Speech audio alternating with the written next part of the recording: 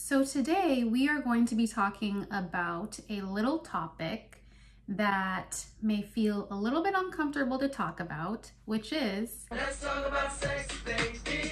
Let's talk about you and me. Let's talk about all the good...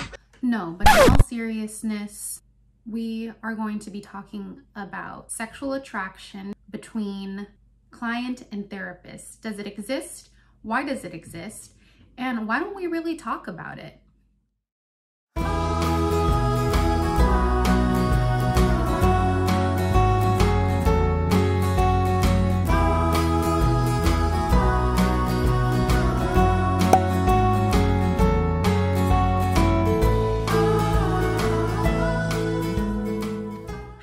Welcome to my channel. My name is Melissa and I'm a licensed clinical therapist. Before we get started, please don't forget to hit the like and subscribe button for more content like this.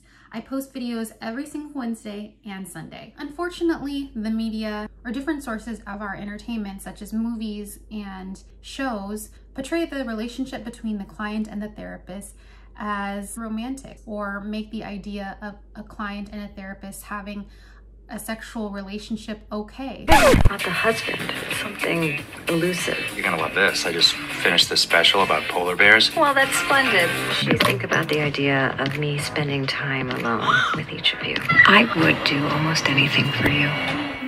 Erotic Transference. Am I the first patient to be in love with you, Paul? I'm not an option. I fantasize. I'm with Laura. Are you telling me that you've fallen in love with some patient that you're treating? She were my girlfriend.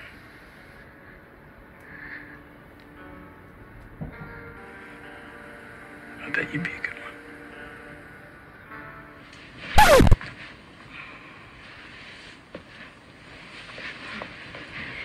It's unfortunate that we have to stop now. I dream about you.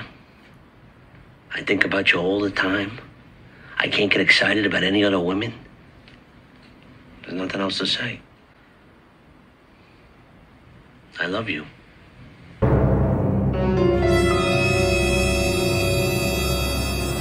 But that's just not the case. So I did some research for this particular video, and so I'm going to be referencing some of my notes so I can utilize some of the literature that I've learned and talk more from a research background as opposed to just personal beliefs type of thing. So the term erotic transference is a term used to describe the feelings of love and the fantasies of a sexual or sensual nature that a client experiences about their therapist. Have you ever had a crush on your therapist? Have you ever had feelings of lust towards them, or just wondered why you feel such a strong connection to them?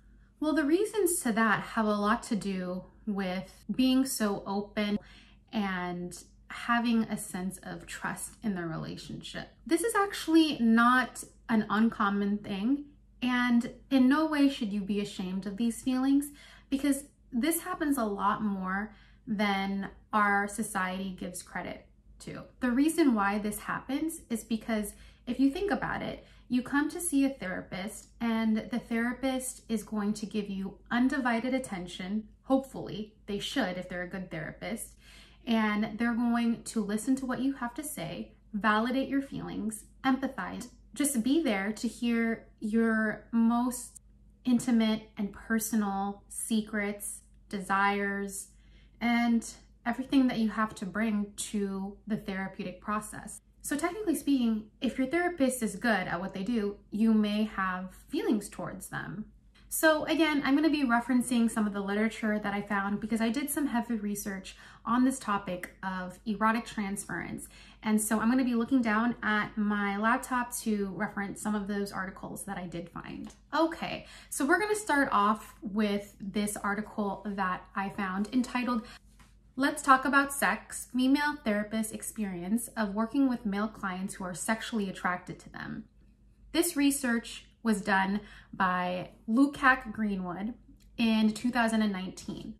So basically what Lukac Greenwood found in this particular study was that sexual attraction in psychotherapy is under-researched. The study focused on female therapists and clients' erotic feelings towards female therapists.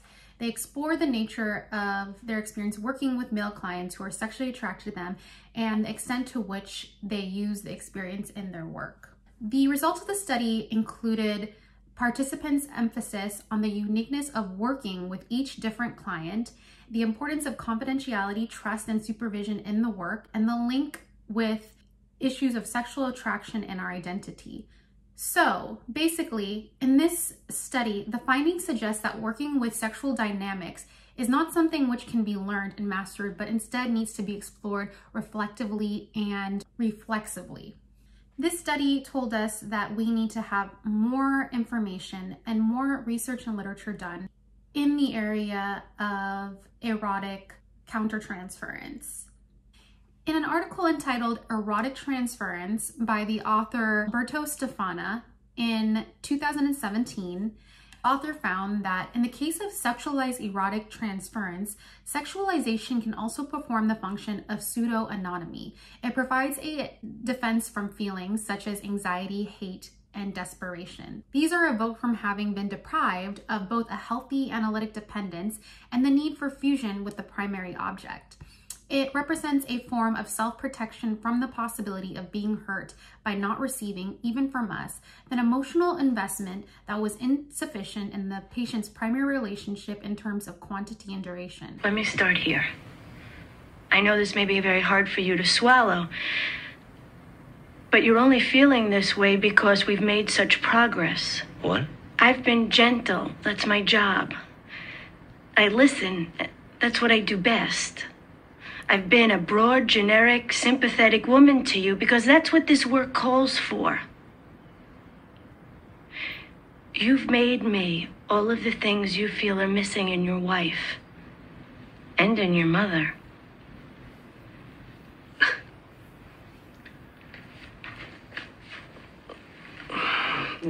You're making me out to be some fucking mama's boy. So what this study tells us is that erotic transference is something that is very common and may have to do a lot with the upbringing and the childhood development of a client. So if this is something that you're experiencing, you may need to take a deeper look at your childhood and process this with your therapist. In an article entitled Intimate Boundaries, Therapist Perception and Experience of Erotic Transference Within the Therapeutic Relationship by Nikki Rogers, this study explored therapists' understanding and experiences of erotic transference within therapeutic relationships. What this study found was that participants had experienced what they understood to be erotic transference and/or sexual and loving feelings within therapy.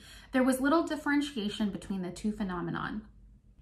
Also, they found that therapists who encountered sexual attraction with therapy experienced feelings including shame and embarrassment. Also, this study found that there seems to be limited exploration around therapists' understanding of erotic transference within available literature.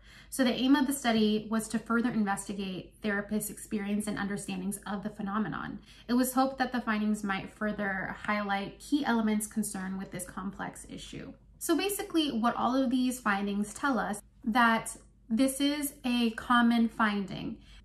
And the reason as to why this is common is because, again, you are meeting with somebody that's likely to show you positive regard and be there to hear all of your deepest and most intimate secrets. There is very little literature regarding erotic transference. Something that you can do is to talk very openly to your therapist about this. If you have a good therapist, your therapist will want to explore these feelings and these thoughts, likely connect them to what you've been talking about, your childhood, or maybe other things related to your care or treatment, part of your treatment goals. How do you know if you have an unethical therapist? No therapist should ever, under any circumstances, have sexual relationships with their clients, take a client on a date, or even ask to discontinue therapeutic services with you so they can initiate a romantic relationship with you outside of therapy. When I sat for my licensing exam, these things were highlighted very clearly. and I studied and read about them time and time again about how unethical this behavior is. So if this is something that comes up, then you're gonna wanna bring this up with your therapist and talk about the implications behind this.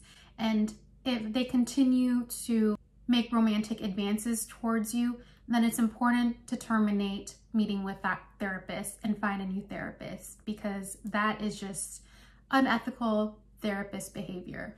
So that was a mouthful of information regarding sexual attraction in the therapeutic process, which may be a little bit uncomfortable to talk about. Hopefully this video brought some insight into why you may feel attracted towards a therapist, or why it's not an abnormal thing to happen. You're gonna want to, again, talk to the therapist if you do have these feelings come up, so that you can explore the background behind it. As always, thank you so much for watching.